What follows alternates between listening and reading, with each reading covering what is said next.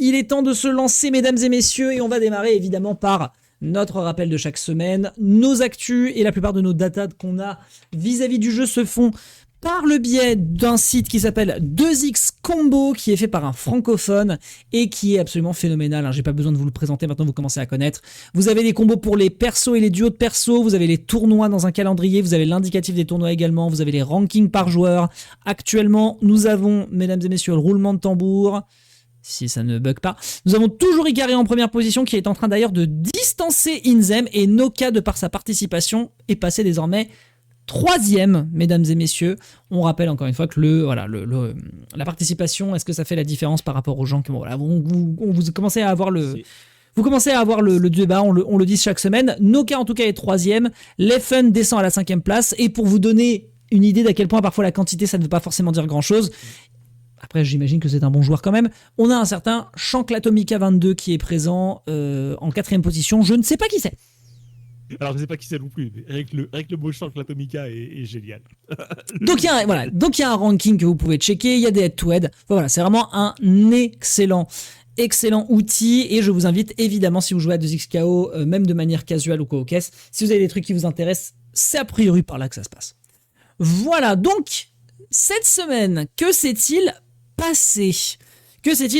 Eh ben, déjà, on peut commencer à dire quelque chose, mon brave chat, c'est qu'on arrive cette semaine, et on en parlera du coup à la toute fin de notre entretien, on arrive à la fin du First Impact. Ça y est. Et ça, mine de rien, c'est déjà... évidemment, on fera un bilan sur le sujet très certainement la semaine du 16, peut-être du 23, éventuellement, on verra... si jamais on a le temps, la possibilité ou que sais-je, et si on estime qu'il faut prendre plus de temps pour qu'on puisse décortiquer ce qui s'est passé vis-à-vis des First Impact. Mais ouais, oui, ça va dépendre de ce qui va se passer. ça va dépendre de à quel point on va devoir mettre les mains dans le cambouis pour analyser l'ensemble. Mais on est à la fin du First Impact, on va avoir les prochains events. Globalement, moi, je trouvais que c'était quand même assez cool de suivre l'ensemble, et justement, on est sur les tournois de ce week-end, sur les avant-derniers, puisque les prochains seront donc le eBay Games First Impact, ainsi que le FlyQuest Riot Games First Impact. Donc on en parlera évidemment en fin d'émission. Pour l'instant, on se retrouve un petit peu sur cette semaine, et cette semaine, les 3 tournois dont on veut parler, mesdames et messieurs, c'est déjà dans un premier temps les 2 tournois First Impact du week-end, mais surtout, évidemment, histoire de rester un petit peu côté franco-français, c'est bien évidemment le Set and Reset, mesdames et messieurs. Set and Reset 12 sur 2XKO, cela fait 12 semaines, je crois que ça a été lancé au moment du lancement de l'alpha, c'est-à-dire avant l'Early Access qui est sorti du coup en octobre. Si je calcule là où nous en sommes, septembre, tu rajoutes, du coup ça fait Set and Reset 4 début octobre, Set and Reset 8 début novembre et Set and Reset 12 début décembre. De fait, ça a du sens. Par contre, ce qui me fume de rire, Chaf, c'est que l'écran blanc que tu as devant toi qui te montre du coup le bracket, t'as un flashbang dans la gueule. Ah, tu fous. Ah. Ah, tu brilles. C'est pour ça que je te dis ton crâne luisant. Tu disais que t'étais Carlo. Bah là, pour le coup, au final, t'es complètement dans le personnage. Il te manque plus que la clarinette. Je te jure. Bon, bref. Donc nous nous retrouvons avec, vous le voyez ici, enfin vous le voyez absolument pas en fait, parce qu'il faudrait que je fasse un petit contrôle plus. Ah oui, mais attendez, c'est parce que je vous ai pas mis dans le bracket. C'est parce que je suis un vilain garnement. Voilà, ça devrait être un poil mieux. Je pense même que je peux vous faire ça. Voilà, super. Donc oui, un top 8. Ah, c'est un tout petit peu trop. Bon bah écoutez, vous allez perdre le menu. Écoutez, je me démerde avec ce que j'ai. C'est un peu chiant, mais c'est comme ça. Voilà, donc... Alors, le Set and Reset, mesdames et messieurs, qui est donc le tournoi, comme d'habitude, on vous rappelle, Reversal, géré en grande partie par le brave, le nom m'échappe. Ou Clashno ? Non, toujours pas.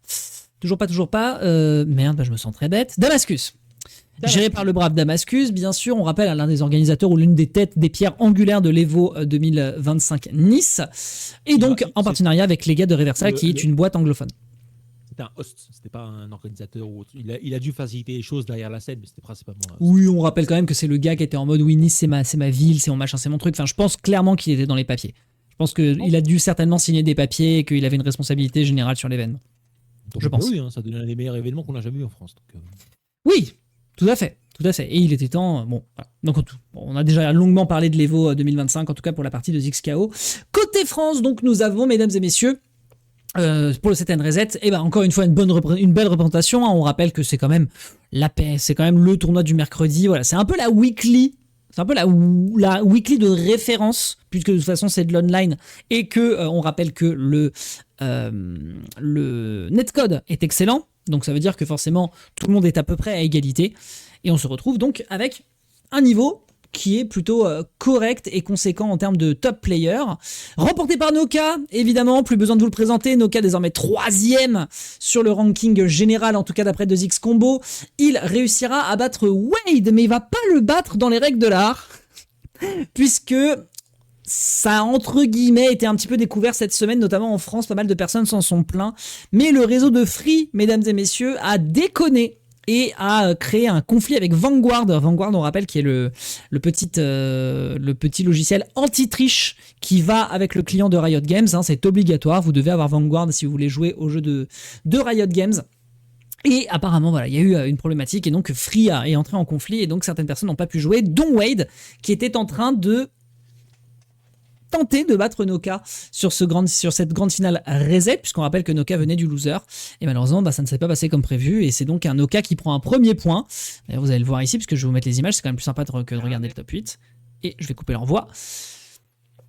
Donc ouais, c'est dommage, mais c'est quand même un Wade qui arrive en grande finale, hein. On sait que c'est un joueur extrêmement solide qu'on voit régulièrement sur du top 8, mais là il est en train de chatouiller peut-être le plus haut niveau en France. Qu'est-ce que t'en penses, toi? Ben, en fait, j'allais faire le même de Mario Party avec Luigi, tu sais, Noka is winning but doing nothing. C'est pas exactement ce qui se passe. Je l'ai. Mais c'est pas exactement ce qui se passe. Mais vu l'absence de Wawa et vu l'absence aussi de l'FN un petit peu, enfin pas vraiment l'absence de l'FN, mais on va dire la compétitivité un peu baissée de l'FN. Oui, Wawa, autant que l'FN ne participe pas vraiment à des tournois online, sauf si c'est du First Impact. Voilà, donc ça ne veut pas dire que Noka est un mauvais joueur. Au contraire. Je pense que s'il continue 2026, ça va faire partie des premiers, en dehors évidemment de Wawa et des gens qui sont déjà signés, à être signés par une structure. Ça, c'est... Oui. Je pense que là, les 2-3 personnes les plus en vogue sur des... Alors peut-être pas sur des structures tier 1, parce que bon, encore une fois, je rappelle que Mate, c'est pas un miracle, mais c'est quand même pas un événement qui arrive régulièrement. À moins vraiment que Mate ce soit un effet d'annonce. Mais c'est un débat. Tier 1. Après, il faut voir si Easy Dream. Attention, il faut voir si Easy Dream aussi c'est une structure tier 1. Moi j'irais tier 2. Non. Tier 1, tier 2, tu mets où? Tier 2, on est d'accord. En France, on a 4 structures tier 1. 4. Ouais, K-Corp, Vitality, Mate. Mate et BDS. DDS est suisse, mais BDS est tellement franco-français. Oui. On va le considérer comme français. Si tu retires ces 4-là, tout le reste c'est tier 2. Minimum. Très bien. Eh ben écoute, partons là-dessus. Donc oui, voilà. Easy Dream, on rappelle que Wade est toujours chez Easy Dream, mais c'est Noka qui est le plus à même de se faire signer prochainement. Sans insulter personne. Quand je dis tier 2, sans insulter personne. Non, à un moment, il faut parler factuel. Oui, parce que, non mais, dedans, j'ai mis Solari, dedans, j'ai mis BNS, dedans, j'ai mis Aegis. Donc, je peux comprendre qu'il y a des gens qui disent, qu'est-ce qu'il dit, Chaf? Mais il faut regarder la grosseur de ce que c'est que la KC et Vita et BDS. Oui, en fait, il faut voir. Surtout en matière de budget. Il faut voir combien de millions sont brassés, en fait. Oui, je suis désolé, Aegis, c'est balèze. Charlotte TPK, mais ils brassent pas des millions, ces gars-là. Sachant que TPK a quitté Aegis, d'ailleurs. Hein. C'est terminé. Il avait un contrat d'1 an et ça y est, c'est terminé. Même si Crimson, a priori, va rester, à moins que Crimson ne saute parce que, je ne sais pas. Si Reza peut passer un petit coup de fil au squeeze, parce qu'il y en a un qui est libéré. Après, je répète que l'idéal, sans pour autant vouloir partir sur plein de jeux de combat, si on veut mettre en avant le côté duo, Wawa devrait avoir un mate, mais ça coûte plus cher. Non seulement Wawa devrait avoir un mate, mais je serais du genre à dire que je kiffe Reza. Hein. Reza est vraiment un bon gars. Mais j'aurais pris TPK en tant que créateur content, mais genre 10 milliards de fois plus. Rien qu'à oui, ouais, je ne saurais comment le... Je pense que tu as raison, en tout cas sur l'aspect créa content, parce que je vois pas de vidéo de Reza qui soit aussi... En l'aspect Oui. créa content. Oui, complètement. Je pense que les deux sont aussi qualifiés pour faire du host, comme voilà, on l'a vu de toute façon. Moi, j'ai regardé pendant le mindset. Enfin voilà, il a réussi à amener les gens et tout. Il était dedans, il y avait pas de problème. Non, oula, qu'on ne fait pas dire ce que j'ai pas dit. Non, absolument pas. Reza a un bagou de malade. Non, mais il y a aucun problème. Non, mais il y a aucun problème. Il est compétent, il fait son taf là-dessus. Il y a aucun souci. Juste, en l'occurrence, c'est vrai que si tu veux partir sur un mec qui te fait du content sur YouTube de qualité, c'est vrai que c'est davantage TPK qui coche cette case-là. Puis après, évidemment, on va pas parler de Genius chez K-Corp, etc. Mais bref. Donc oui, Noka, par contre, pour revenir un petit peu sur les rails, tu as raison. Si la première moitié... Le spécialiste de fait de pas parler, de parler des trucs qu'on ne veut pas parler. C'est terrible. Si Noka veut... Regarde pas. Si Noka veut... si Noka passe la première moitié de 2026 sans être signé, j'avoue que je comprends pas trop, mais je comprends aussi à moitié, dans le sens où il va falloir aussi mettre le doigt dans la baignoire pour s'assurer que l'eau est chaude. Sachant qu'on va en parler après sur le sujet de la semaine. Attends, on va en parler sur le sujet de la semaine. A priori, c'est réjouissant. Mais encore une fois, est-ce que les structures vont kiffer ou pas? Toujours est-il que Noka remporte donc ce tournoi par défaut, tristement, puisque il remporte le premier set, et ensuite malheureusement le reset de bracket malheureusement sera donc gagné par Free, sera perdu par Free en défaveur de Wade. Ouais. Wade qui se hisse quand même dans le top 3, et ça c'est quand même très très chouette. On va regarder un petit peu donc les autres personnes qui étaient présentes. On a du Zantetsuken qui sera à la 3e position. Je rappelle qu'on est encore en train de se faire la main sur les personnes de la scène. Je regarde un peu des compètes, mais j'ai pas encore noté tout le monde. Donc Zantetsuken fort, mais je suis pas encore capable de l'identifier. Toi non plus, je crois. On a des noms qu'on repère. Non, je ne peux pas le repérer. On a des noms qu'on repère, ça c'est clair, mais pour l'instant, on n'a pas encore assez de connaissances là-dessus. Tout à fait. Muden à la 4e position, Slough à la 5e et Skullgreymon dont j'ai déjà vu la présence notamment sur Twitter. Et ensuite un Blob, évidemment le fameux Blob, à la 7e place, ainsi que Abaduba. Mais je crois qu'avant qu'on passe sur autre chose, tu voulais quand même faire une toute petite mention vis-à-vis de Slough. Ouais, Slough est un bon gars. Slough, c'est un bon joueur de Mortal Kombat. Mortal Kombat n'est pas la scène la plus appréciée de la FGC. Je vais pas vous faire l'intégralité de l'histoire, mais ça reste quand même cool que d'autres gars en dehors, parce qu'on a parlé beaucoup de fighters. Et ben il y a autre chose. Oui. Et c'est quand même cool de voir des gars comme Slow qui se débrouillent très très bien de leur côté sur MK. Slow était au Vitality. Vitality. Au Vitality, parce que Vitality c'est autre chose. Il était au Vitality, et au Vitality il arrive en finale sur un petit jeu qui s'appelle Mortal Kombat 9, c'est un vieux jeu, hein, maintenant 2011, contre un susnommé PND Ketchup. Ketchup est assez connu, hein, dans la scène, surtout la scène de Mortal Kombat. Et donc c'est quand même marrant de voir un petit gars comme Slough se débrouiller extrêmement bien dans d'autres jeux qui ne sont pas nécessairement des jeux à la MK. Il n'y a pas de bouton spécialement dédié à la garde. C'est pas exactement le même type de méta, etc. Donc c'est marrant à voir. C'est vrai qu'on est plutôt habitué à se dire que c'est l'héritage direct, notamment des gens qui venaient de DBFZ, et le fait de les retrouver à cet endroit-là. Non, c'est cool. Moi, je trouve que c'est une bonne nouvelle. Encore, ne jamais oublier le fait qu'une grosse partie de la team Q&A, donc ceux qui disent aux gens qui développent le jeu, c'est bien de partir dans cette direction, c'est bien de ne pas partir dans cette direction, c'est quasiment que des gros bonnets de Marvel versus Capcom. Oui, tout à fait. Le gars qui a designé Warwick, il joue Wolverine Yes, we know. Les inspirations numéro 1 de Warwick, c'est Wolverine et Spencer. Bon. Quelle surprise. Quelle surprise. J'ai fait un tout petit réglage au niveau de mon micro, vous me dites si jamais il y a une emmerde. J'essaie de checker, mais normalement c'est j'avais du gain pour une raison qui m'échappe. Ah ouais, okay. Pas besoin d'avoir du gain sur ce micro, OBS fait quand même déjà très bien le boulot. Bref, vous me direz si jamais il y a une emmerde du côté des spectateurs. Donc c'est une victoire pour le moment qui est française, avec un premier et un deuxième qui sont français, un premier et deuxième qui sont français sur ce set and reset. Et c'est vrai que oui, l'absence de Wawa et donc de Leffen est en train de jouer sur le ranking de 2X Combo. Est-ce qu'on le prend pour argent comptant? En l'absence de ressources plus officielles, pour l'instant, je pense que oui. Sachant qu'on va pas se baser non plus sur le ranking qu'il y a directement sur le jeu, puisque c'est pour les matchs online, et ça ne prend pas en compte les tournois ou quoi au caisse, puisque il faut aussi garder en tête que il y a aussi des gens qui ne pensent pas en fait à l'e-sport quand ils jouent à 2XKO, donc forcément tu peux pas t'amuser à faire un mix entre les deux, même si quand même on rappelle que Riot est quand même très très porté sur la scène compétitive, puisqu'ils ont des newsletters directement dans le client de League of Legends pour parler de ce qui se passe d'un point de vue e-sportif. Donc Oh, Voilà, ouais. c'est aussi un mix à prendre en compte, mais pour l'instant, ça n'a pas trop l'air d'être le cas. Voilà un petit peu en tout cas pour ces premières news concernant ce tournoi. Ensuite, nous avons, mesdames et messieurs, le TNS. Donc là, on arrive sur le week-end, puisqu'on rappelle que c'était le mercredi qu'on avait les autres tournois. Là, on est sur On traverse l'Atlantique aussi. on traverse l'Atlantique également, puisque bon, ça reste un tournoi online, mais oui, on est chez donc les gars de Tampa Never Sleeps, plus besoin de vous les présenter. 300 équipes qui se sont rencontrées ce week-end, avec quand même de la grosse et belle compétition, puisque vous le voyez tout de suite directement sous vos yeux ébahis. On va vous montrer par contre les images en attendant. Hop.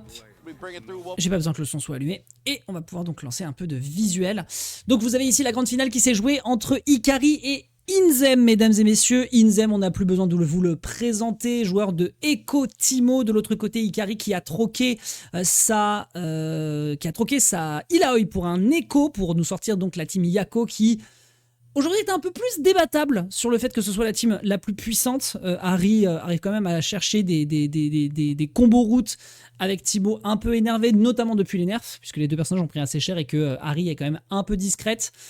Voilà, reste à déterminer, quoi qu'il en soit. Mais ça reste une excellente équipe au demeurant.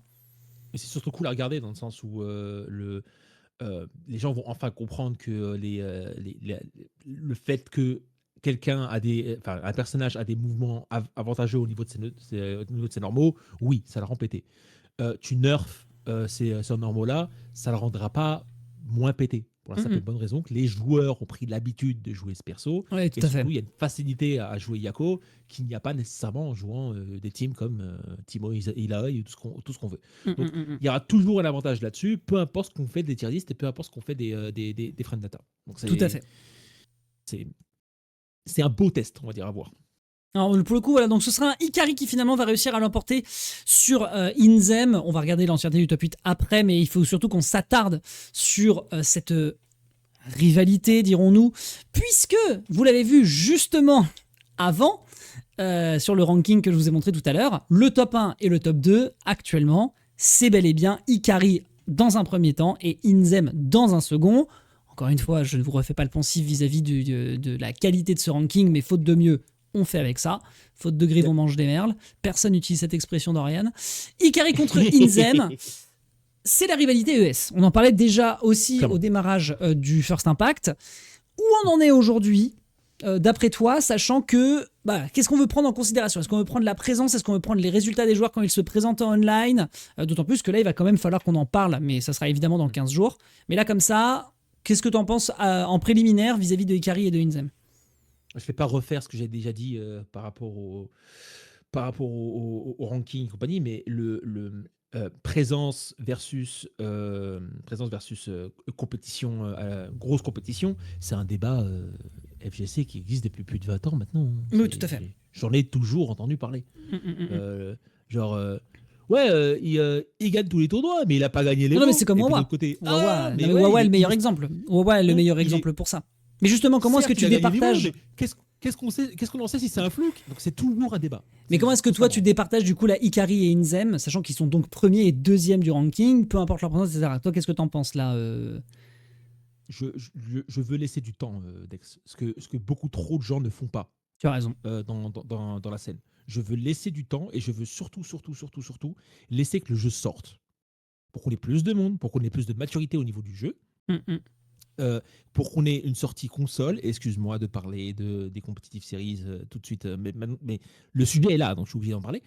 Dès que c'est fait, là on va réellement voir qui est the top entre Ikari et Inzem. Et moi personnellement, je vais kiffer, parce que on parle de top players sur d'autres jeux, qui se sont déjà rencontrés sur d'autres jeux, qui se connaissent très bien, et la rivalité continue sur des KO. Parfait.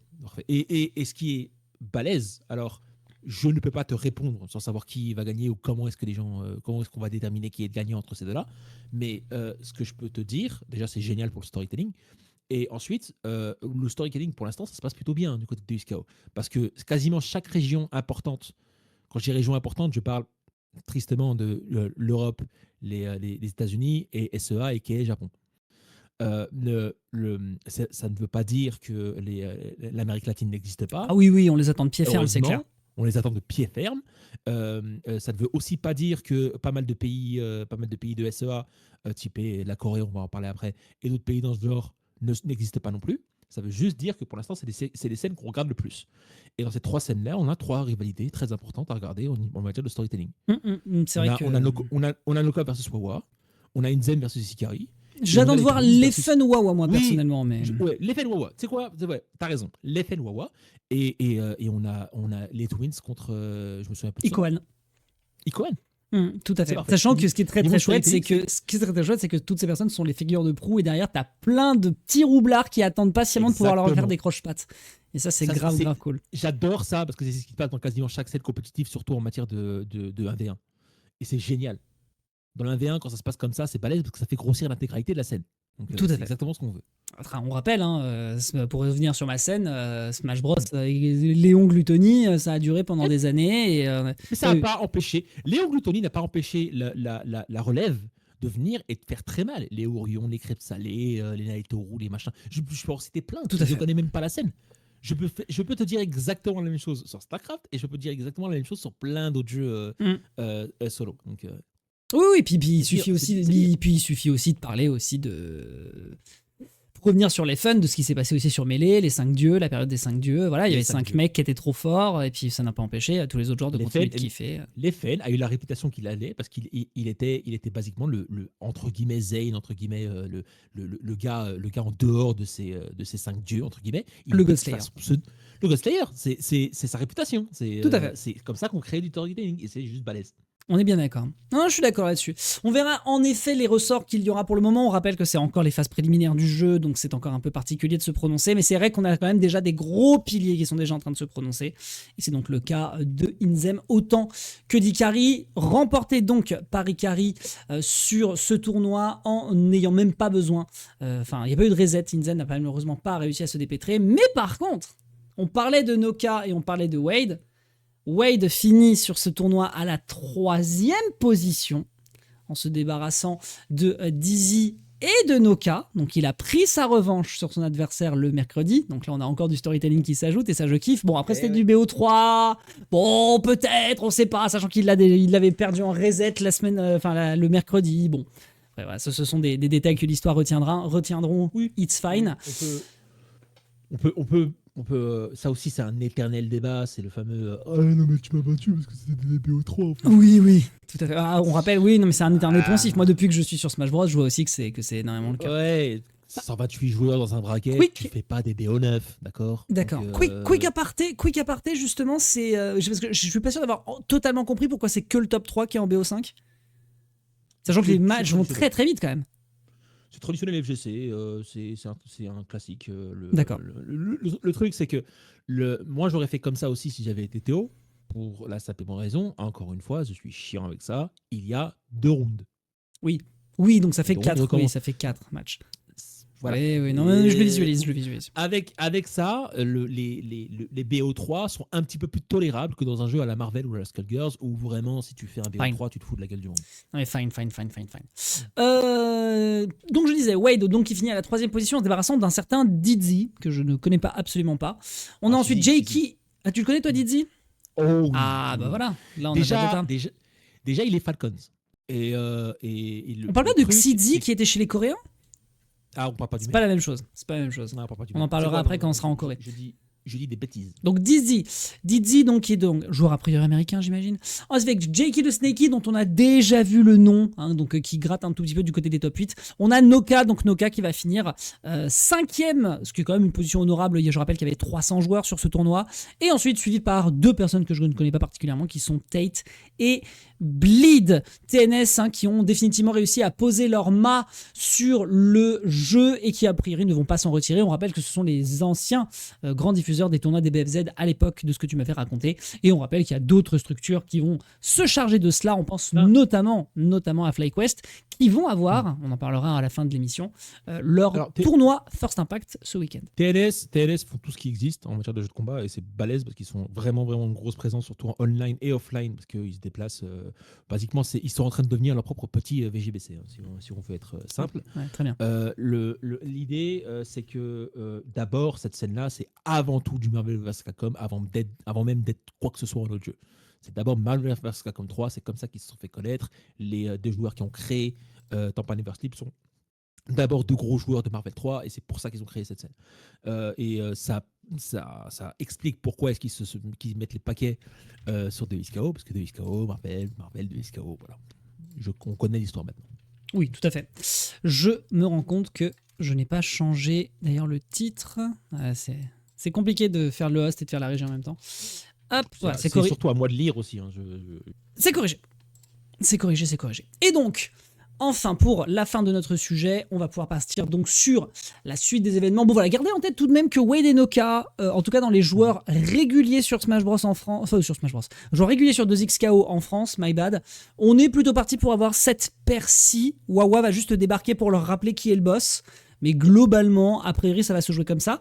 On peut noter quand même sur ces dernières semaines, mais je pense que c'est surtout pour des raisons qui sont évidentes, mais on peut noter notamment l'absence, même sur les tournois plutôt du côté de l'Europe, l'absence de Cell, qui demeure tout de même un joueur solide, mais qui peut-être aussi, parce qu'il est avant tout streamer / commentateur, peut-être qu'il est en train de légèrement se faire distancer. C'est possible aussi. Je pense que c'est ça. Je pense qu'il a d'autres boulots ailleurs sur d'autres jeux et que c'est complètement normal de privilégier. Même s'il a l'air quand même d'être plus stable. Même s'il a l'air d'être quand même en grosse bonne couverture sur 2XKO. La plupart des tournois, les week-ends, la plupart des tournois sont couverts par lui, etc. Donc je pense que c'est surtout en fait un choix délibéré de sa part il de bon. ne pas vouloir être super bon. Oui. Je l'ai vu sur Fatal Fury City of the Wolf, je l'ai vu sur Street Fighter 6, je l'ai vu sur plein d'autres jeux et il se débrouille très bien aussi là-bas. S'il avait réellement envie d'être professionnel, entre guillemets, et d'être réellement bon joueur, il l'aurait été il y a longtemps. Oui, je pense qu'il le ferait, mais s'il le ferait, ce serait sur 2XKO, parce que vraiment, la plupart des gens disent qu'il se réjouissent qu'il ait enfin trouvé son jeu. Donc voilà, ça reste un mec qui joue au jeu de combat, donc il s'y connaît un peu, mais je pense qu'apparemment, ça a plutôt l'air de taper dans 2XKO. Et que j'avais entendu dire qu'il aimait bien et qu'il avait, dans son contenu, dit de bonnes choses par rapport à Marvel vs Capcom 2. Donc j'imagine que le team play et le tag fighting, il aime bien. Peut-être Tokon, enfin bref, on verra. Mais en tout cas, voilà, ça a l'air plutôt de parler pour lui. On rappelle, #HumbleCaster. Donc en tout cas, Wade et Noka qui vont représenter la France sur ce tournoi. Formidable. Je pense que ça va être la paire à surveiller en dessous de Wawa, a priori, sur le territoire. Et je le répète donc, pour les personnes qui pourraient nous regarder, qui ont une structure dans les pattes, vraiment, surveiller Noka. Ce n'est pas normal que cet homme qui s'est d'ailleurs déplacé au FGC Team Ups à Chicago et fait 2e contre Ikari ne soit pas repéré rapidement par une structure. Ce serait scandaleux. Alors, qu'on soit clair, je suis d'accord sur le fait que si des grosses structures, surtout en France, surtout en Europe, doivent regarder des joueurs sur 2XKO, regardez Noka. Je suis d'accord. Je ne suis pas d'accord sur le fait que ça serait scandaleux qu'ils ne signent pas tout de suite plus vite maintenant. Pour moi, je lui donne 6 mois. Moi, je lui donne 6 mois. Oui. Je serais du genre à dire que après septembre 2026, c'est toujours pas signé, c'est là que ça devient pas normal. Mais avant, avant non. D'accord, tu lui laisses 3 quarts d'année. Moi, je serais du genre à lui laisser 1 an, Dex. 1 an après la sortie véritable du jeu. Ouais, carrément. Dex, je suis patient.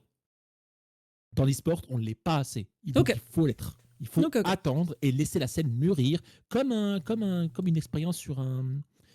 Enfin, comme une expérience, comme n'importe quel scientifique. Non, mais je visualise. Laisser mûrir le truc. Très bien. Donc tu veux laisser le cadavre pourrir et se décomposer suffisamment longtemps. Je suis le mec pour l'exemple le pire possible pour parler d'un truc comme ça. J'avais le mot pétri en tête et tu me parles de cadavre. Par pitié. Bon, les Team Cook. Je te jure, le gars, il visualise des trucs horribles. Moi, je me dis juste. J'étais juste pas là pour te mettre dans la sauce, mon amour. Tu m'as mis dans la sauce. Pas plus. Bon, en tout cas, voilà. Bon, donc toujours est-il que, voilà, Noka, si jamais tu vois ce footage, nous, personnellement, on suit les résultats et on est vraiment. Puis moi, je lui parle sur Twitter, etc. Je trouve que c'est trop cool. Juste. Non, mais je vais le suivre. J'espère vraiment. Je vais suivre tout court parce que bye. Donc, déjà, ne serait-ce que ça, naturellement. Donc voilà, bravo à lui, bravo à Wade, belle représentation pour nos francophones sur l'un des derniers First Impact du circuit. Et on va pouvoir maintenant aller faire un petit tour, mesdames et messieurs, du côté de nos amis coréen, puisque Là, on avait traverse le parlé... Pacifique maintenant. Exactement. On avait parlé de nos comparses japonais avec le Japan Knockout qui s'est déroulé la Japan semaine Knockout. précédente. Il y avait aussi le Tiger Uppercut dont on avait parlé très très rapidement aussi. Là, on va plutôt taper du côté de la Corée. Et tout de suite, par rapport à ce qu'on a vu et ce dont on avait parlé du côté du Japon, il y a un truc qui va pas. C'est-à-dire que il y avait eu, on l'avait dit, des showmatchs avec des influenceurs / avec des gens un peu plus pros en équipe pour faire des trucs rigolos sur 2XKO qui ont été faits au Japon. Le 2XKO Japan, même si c'était un First Impact lui aussi, avait quand même eu un certain retentissement. On en avait parlé un peu. Évidemment, on avait aussi parlé rapidement de Ikohan et des Twins, dont la rivalité est en train de se mettre en place. Et là, on est en Corée. Je ne connais pas, tu pourras peut-être en parler, la culture tag fighter en Corée particulièrement. Toujours est-il que nous avons 25 équipes, ce qui est assez faible pour un First Impact. Et surtout, sur le top 8 que vous avez actuellement sous les yeux, on note la présence de pas mal de Japonais. Notamment Ikohan, qui va perdre contre Poka. 5 ou 6, ouais, 5 ou 6 japonais. Donc 5 ou 6 japonais sur un top 8, ça veut dire donc qu'il y a... C'est un top 8 dédié à la Corée de base. Tout à fait, et surtout que ça veut dire que, en fait, ce qui était un petit peu triste avec les chiffres, c'est que s'il y a 5 ou 6 japonais, ça veut dire que tu as un cinquième / un quart des participants qui sont japonais. J'imagine qu'il y en a encore d'autres dans les poules. Qu'est-ce qui se passe par rapport à la Corée ? Est-ce que toi tu peux donner un peu d'insight ? Est-ce que des BFZ ou Marvel Capcom ou les gros jeux Tag Fighter, est-ce que c'est un gros truc en Corée ou pas du tout ? Est-ce qu'il n'y a pas d'intérêt ? De quoi on parle ? Est-ce que je peux donner des insights ? Non, pour la simple et bonne raison que la Corée, c'est comme la Chine, en matière d'internet, c'est leur propre bulle. Ils ont leur propre système de streaming. Ils ne passent pas par Twitch, ils ne passent pas par YouTube. Ils passent par des sites comme Soap ou Shijik, qui sont très durs à regarder. Pendant que tu racontes ta vie, je vais me permettre de cook. Je vais juste changer notre truc pour pas que les gens voient mes manipulations. Mais vas-y, je te laisse parler. Je t'en prie. Donc oui, donc ils passent par ce genre de plateformes-là qui ne sont pas spécialement super connues en dehors de la Corée, parce qu'ils font quelque chose que je rêverais à voir en Europe, et qui est, donc ils créent une plateforme spécifiquement pour les Coréens, fait à base de Coréens. Donc si on pouvait avoir ça ailleurs, ce serait génial. Mais bref, l'idée, c'est que parce que c'est une petite bulle, et parce qu'on ne connaît pas exactement ce qui se passe à l'intérieur, il y a pas mal de choses dont on ne sait pas. Moi, j'aurais eu la spéculation, si tu veux, de me dire que la Corée se débrouille très bien sur King of Fighters, tous les jeux SNK et Tekken.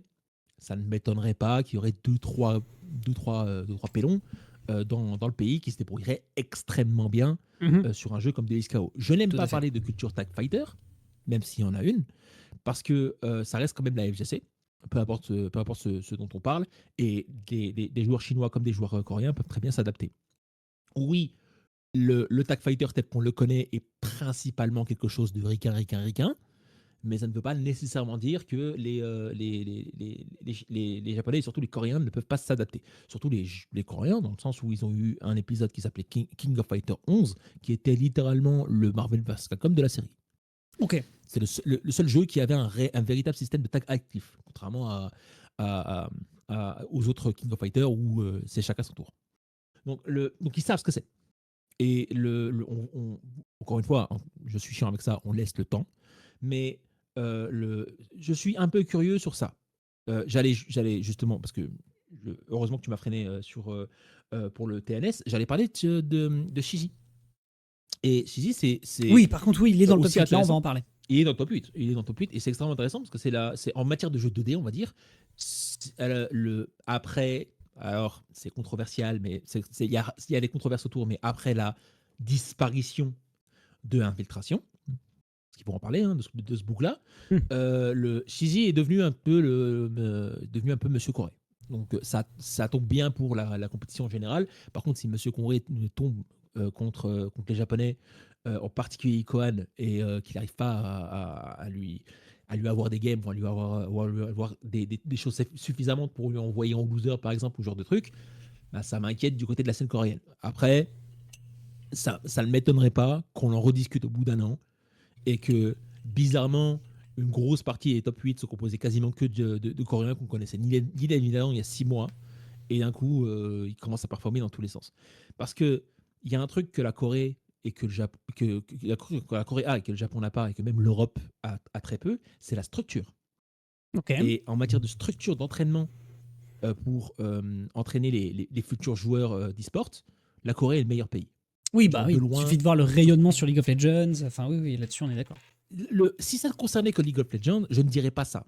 Ça concerne Naturellement, c'est le premier l'intégralité truc des qui me jeux. vient par rapport à Riot Games, c'est tout. Bien sûr, bien sûr, bien sûr. Mais regarde ce qui s'est passé autour de Valorant. Et regarde les talents de malade mental qu'il y a au Japon et en Corée en Valorant. Regarde ce qui se passe autour d'Apex. Regarde ce qui se passe autour de StarCraft. Il y a des tas et des tas de jeux. Le TFT marche très bien en Asie du Sud-Est. Non, c'est un moment ou un autre, ça va venir. Il faut juste s'y attendre. En fait, j'essaye de ne pas... j'essaye de prévenir les gens au maximum pour éviter d'avoir une situation pakistanaise, en fait. Mhm. Du genre, oh là là, ça vient de nulle part, d'où ils viennent, machin. Alors qu'en fait, On pas le du tout. savait, Quand tu le sais, voilà. on le savait, on l'a juste pas regardé. Mais la Corée, j'espère qu'on regarde. Et j'espère qu'on regarde le plus tôt possible. Toujours est-il qu'on est effectivement en train de les surveiller viteuf, si ce n'est que là, il y a 25 participants. Le SOAP, donc le tournoi qui s'était déroulé en octobre, parce que je viens de revoir le calendrier rapidement, avait accueilli 40 personnes le deuxième jour et 28 début de trentaine le premier. Donc, Oui. ça reste toujours aussi maigre. Toujours est-il C'est que... timide. Toujours timide, est-il ça que- ne veut pas dire. Voilà, toujours est-il que ça peut être annonciateur peut-être de quelque chose pour la suite. Surtout qu'après, on s'en fout. Fondamentalement, si le tournoi se passe en Corée, qu'il y a quand même un soutien qui est fait par des personnes qui viennent du Japon, bah, ça reste quand même un truc qui permet de faire Ouais, numbers. Donc, on prend. Il y a une guéguerre qui se passe en Corée. Bon, ça a l'air d'être HS, ce que je vais dire, mais je vais très vite revenir à 2XKO. Il y a une guéguerre qui se passe entre les deux plateformes de streaming coréennes qui sont Shijik et SOOP. Ils sont en train d'essayer tout à de se fait. partager au maximum. Ils sont en train d'essayer de se partager au maximum les exclusivités de pas mal de tournois. On sait que Riot aime bien discuter avec SOOP, mais que d'autres grosses compagnies d'e-sport, typiquement Valve, EA et Blizzard, aiment plus discuter avec Shijik, parce que Shijik a l'occasion de mettre un petit peu plus de pognon sur leur événement. Par exemple, il s'est passé un événement très récent, quasiment un événement mondial uniquement sur Shijik, autour de StarCraft 2. Et c'était plutôt cool à regarder. Le truc, c'est que si Sob décide de rien faire autour de XKO, peut-être que Riot va se dire, en tout cas les gens de Riot dans la sphère On coréenne, se dit la Corée, ça sert à rien, quoi. alors soit la Corée ça sert à rien, Ouais. soit je suis coréen, je fais partie de Riot et il y a une plateforme qui décide juste de pas me faire de pub, alors que Shijik Oui. serait ravi. Ouais. Donc ça se trouve il y a trop d'éditions en fait, donc on verra. Toujours S'il y a est-il, trop d'éditions, ça se trouve, il y aura c'est- encore plus de tournois. c'est une période sur laquelle il faudra effectivement surveiller. Toujours est-il que pour l'instant, d'un point de vue purement numéraire, on n'est pas inquiet, mais c'est vrai que c'est un peu faible. Et il faudrait regarder potentiellement si jamais il y a de l'événementiel qui se crée autour du jeu, parce que il l'avait fait aussi à une époque. Là, c'est en train de se faire au Japon, où il y a des influenceurs, /VTubers, tout ce que tu veux, en même temps mis avec des joueurs qui font du compétitif. Bon. J'ai regardé un peu les footages. J'ai regardé les footages. Clairement, on se fait chier parce que la plupart font des combos par le biais de la fuse qui permet de faire des combos auto. Oui. Bon, Oui, mais toujours oui, est-il que mais- l'attrait public permettra ensuite justement de créer de l'attrait au Japon. Et on rappelle encore une fois que Riot est mal implémenté au Japon. League of Legends n'a pas fait les chiffres qu'on pensait quand ils ont été lancés. Ça pourrait être l'occasion justement d'aller taper dans leurs jeux clairement du cœur qui sont les jeux de combat. Nous, on regarde de loin en disant regardez, c'est Google en train de regarder des meufs qui se filment avec une caméra et qui passent par un logiciel Le pour VTubing. transformer en animé. On regarde ça de loin, d'accord. Tu regardes pas ça de loin, toi. Tu D'abord, regardes ça de très très près, espèce d'enfoiré. Laisse-moi tranquille. De la perspective japonaise, une Botan, une Miko qui est nominée pour les Game Awards. Pas oublier ça. Tout à fait, tout à fait. Et d'ailleurs de aussi cette mention perspective-là- spéciale, je sors un peu du truc, mais elle fait du 2XKO, mention spéciale à Lily Voilà. Pichou, qui est donc passée plus grosse, meilleure streameuse de l'année. Et ce qui m'a. Enfin, FGC, meilleure streameuse FGC de l'année, ce qui m'a d'ailleurs particulièrement mis sur le cul, parce que moi je la connaissais comme étant une meuf ultra shy, incapable d'aligner deux phrases sur League of Legends il y a une dizaine d'années. Donc, C'est marrant parce que je l'ai principalement connu. énorme J'ai respect. principalement connu parce qu'elle faisait une fan voice de Fluttershy. Elle imitait parfaitement bien la Tout voix de à fait, et je crois aussi qu'elle a Bref. d'ailleurs fait aussi un coverage de la voix de Annie dans un espèce de truc un Je peu crois. rap contenders. de différents personnages. Elle est très bonne en VR, en tout cas. Elle est très bonne en VR. Oui, ça là-dessus, il n'y a pas de souci parce qu'elle n'avait pas VR. besoin de montrer sa tête. Et ensuite, elle a fini par enfin faire un face reveal, faire des machins, faire son dessin, faire sa musique. Ensuite, maintenant, elle a un boyfriend qui est un type absolument goofy et très très chouette. Mais voilà, moi je l'avais un peu perdu de vue. J'avais vite fait suivi ce qu'elle faisait par le biais notamment de Offline TV, qui était du coup cette espèce de grande coloc avec plein de gens, notamment Pokimane, qui maintenant elle est partie. Mais Oui. voilà, top, exceptionnel. Donc du coup, je la vois venir sur scène et elle a dit un truc qui était vraiment... Enfin, voilà, le discours est simple, efficace, en disant suck my balls si vous pensez que je suis une LGC touriste, mais en tout cas en attendant on s'en fout, elle est là et elle fait du VTubing, ça j'étais pas au courant. Elle ramène plein de monde, mais au-delà même de ça, je parle même pas de VTubing, je parle d'influence. Quand l'équivalent, enfin au Japon, une Botan, une Miko, une Fubuki, je cite les trois parce que c'est partie des trois qui font le plus de contenu autour des jeux de combat de manière générale sur le milieu du VTubing, c'est en France l'équivalent d'un Sardoche, d'un Mister MV. Premier exemple, tu me sors Sardoche, frère. Oui, je sors Sardoche, je suis obligé de sortir Sardoche. Je Sardoche, rappelle... on peut dire ce qu'on veut de lui. On peut dire ce qu'on veut de lui, il est super populaire. Quand je pense que ce fumier, en ayant vu la vidéo de TGR, s'est dit qu'il allait tester les jeux de combat. Il fait ce qu'il veut. Il a raison. Il va pas rester plus de 3 semaines, mais c'est pas grave. Les gens qui ramènent du monde. Je vous invite à aller sur Google et de marquer Sardoche 16. C'est en 2016 qu'il a le plus perdu et c'est très intéressant de lire les articles à ce sujet. Wink wink. Ouais, qu'est-ce que tu veux. Mais ouais, je sais. T'as la ref ou t'as pas la ref? Je veux avoir la ref à peu près à la fin de cette émission parce que je vais la regarder direct après. Mais bref. L'idée, c'est que tu vas halluciner. En matière d'influence, c'est Mister MV, c'est oui, non, mais je visualise. Je peux citer d'autres. C'est Antoine Daniel. Zerator. Zerator. On parle de ce type d'influence-là dans un pays. Donc, négliger ça, c'est débile. Non, mais tout à fait. Crétin. En tout cas, pour l'instant, de pub, je parle. Pour l'instant, ça a l'air de bien fonctionner. Que Riot Japon décide de se mettre en accord avec des sociétés comme HoloLive pour promouvoir le jeu, non seulement c'est malin, mais en plus, pour le public japonais, c'est obligatoire. Oui, parce qu'ils ont aussi un grand culte aussi avec justement les personnalités, les idols, etc. Enfin, oui, là-dessus, je peux complètement te suivre. Plein d'événements. Je parle pas d'idol, je parle juste d'influence. De la même manière que nous, on a. En fait, j'entends le parasocial. Le parasocial et la paraphilie que tu peux créer autour de personnes. C'est pas forcément les idols, mais j'entends parler en fait les personnes qui ont un profil, une célébrité, une stature. Et en fait, je pense que là-bas, effectivement, en Asie, c'est un truc qui est beaucoup plus facile à développer. Là où en Occident, on est plus dispersé à ce sujet. Mais par contre, il y a des niches qui existent, mais c'est pas récupéré par les grands médias. Dex, le parasocial est discret en Occident? Tu veux qu'on non, parle des fans de... Je reformule. Tu veux qu'on parle des fans de Kameto ou... Je reformule. Non, c'est pas que je reformule. Je vais juste refaire la même phrase, mais construite différemment. Zerator ou Kameto ne sont pas toutes les semaines. Après, je dis ça, je connais pas forcément le microcosme, l'environnement japonais, mais j'imagine que c'est un peu plus le cas. Ces personnes-là ne sont pas appelées sur des plateaux de télévision, sur des chaînes généralistes toutes les semaines. Non, je suis désolé. Non. Toutes les semaines, non, mais Kameto a fait le quotidien. Oui, il a fait le quotidien une fois. Oui, mais il a été interviewé par Click. Ça fait partie des références. Mais dans ma tête, je me dis qu'au Japon, c'est peut-être plus possible. Ça l'est. Mais quand la télé veut appeler quelqu'un pour représenter le milieu Twitch, le milieu streamer, généralement, ils se cassent pas les. Oui, mais ils vont les appeler pour des events qui les concernent. Genre, il va y avoir un truc de League of Legends, il va y avoir les KCX, il va y avoir machin. Alors que là, je me dis que au Japon, une idol ou un truc, etc., un influenceur de jeux vidéo, un VTuber ou etc., va en fait faire partie du paysage médiatique télévisuel. Elle a appelé pour faire de la pub. Ouais, tu vois ce que je veux dire? Botan, complètement. Mais Botan, c'est le truc, c'est qu'elle a fait Valorant. Tout à fait. Elle a fait la com de Valorant et elle a fait de la promotion en tant que host slash commentaire un petit peu des game changers japonaises. Oui, bon bah à partir de là, voilà, c'est. Ouais. À partir de là, c'est bon. À partir de là, effectivement. Non, mais côté Japon, visiblement, on a l'air d'avoir une émulation. On attend effectivement d'avoir de la data, notamment également du côté de la Chine, parce que c'est vrai que ceux-là, on les mentionne pas tant. Restons un petit peu sur ce top 8 pour clôturer, pour qu'on puisse passer à autre chose. Nous avons donc Ikohan qui va donc concéder face à un certain Poka, joueur de Harry Echo. Blob, si tu es là, c'est pour toi. Masao finira à la 3e position, suivi par un certain Lon NU13. Et on a Jiro et Xizi, dont je vais te laisser parler juste après, parce que tu le mentionnais tout à l'heure. Et enfin, Zifter et Ramge, donc qui sont des joueurs qu'on ne visualise pas pour l'instant. On répète, on va évidemment continuer d'apprendre aussi ce qui se passe du côté de l'Asie. C'est en général une région qu'on néglige un petit peu. On se concentre un petit peu sur l'Europe et sur les États-Unis actuellement parce que c'est forcément plus proche de nous. Mais Ikohan, en tout cas, on est lock-in dessus. Par contre, Xizi, qu'est-ce que tu as envie de nous dire sur ce genre de Falcons? Shizzy est la représentation coréenne la plus impactante qui existe là actuelle en matière de jeux de combat tout court. En matière de jeux de combat 2D, pour être exact. Ok. Et pas seulement de XKO. Ok, C'est ok. très très important de le suivre, ne serait-ce que pour la scène. Pour moi, c'est important de le suivre pour 2 raisons. La première, il est coréen et il va représenter la scène coréenne. La deuxième, il est représenté par Falcons.